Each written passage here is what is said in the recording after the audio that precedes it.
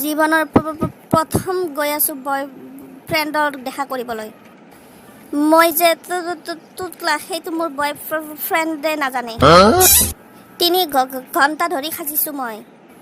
আকাশত দেখা পাইছোঁ মেঘ। বৰষুণে আহে নেকি?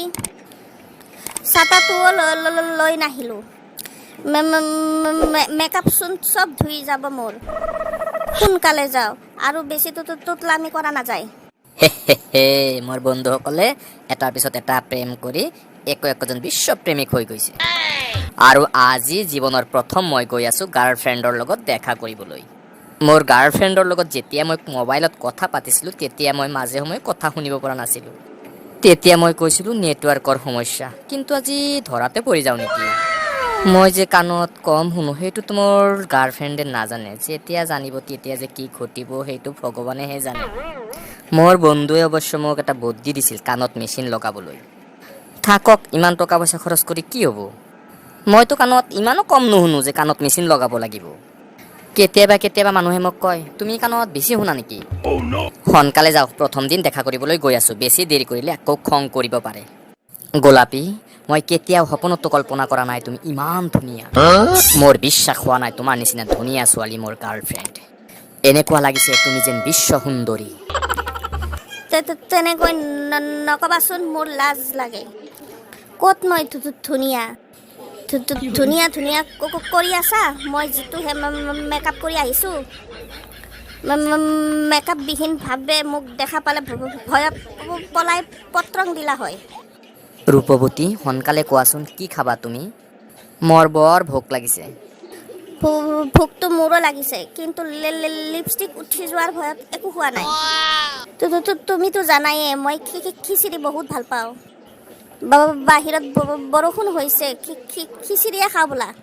হে, কি ক'লা তুমি? মিশ্ৰি খাবা? পোলাও, ধোচা, থাই, চাইনিজ এইবোৰহে খাবা?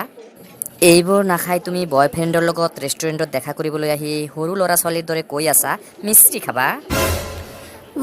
মই খাব খুজিলোঁ খিচিৰি, ই কৈ আছে মিশ্ৰি। ক'লা নেকি? বুজি পোৱা নাই।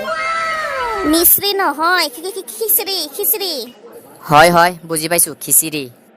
কিন্তু তুমি চিডি ডিস্কৰ নিচিনা ফচি আছা কিয়? তোতলা নেকি তুমি? মইতো একো বুজিব পৰা নাই।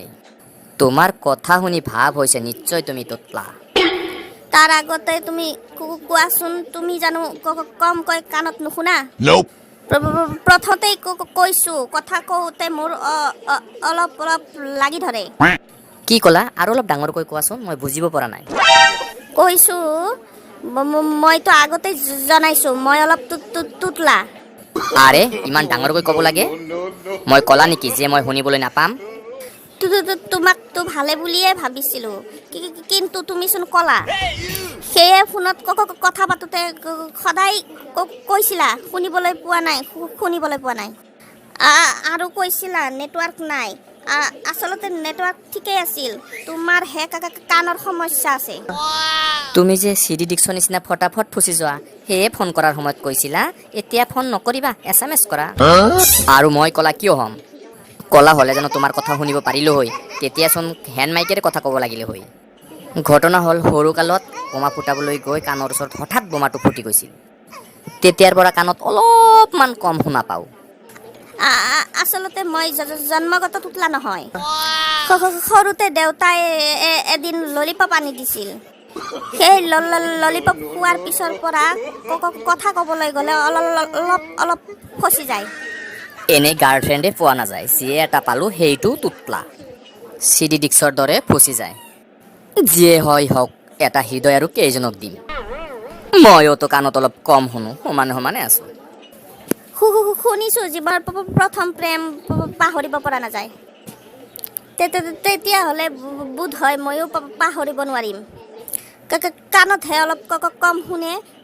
এটা কাম কৰিম, এটা মেচিন কিনি দিম। তেতিয়াহ'লে ঠিকেই শুনিব পাৰিব। শুনা, হিচাপ নিকাচ কৰি চালোঁ, তুমিও কাণত অলপ কম শুনা আৰু ময়ো অলপ তোতলা। দুয়োজন সমান।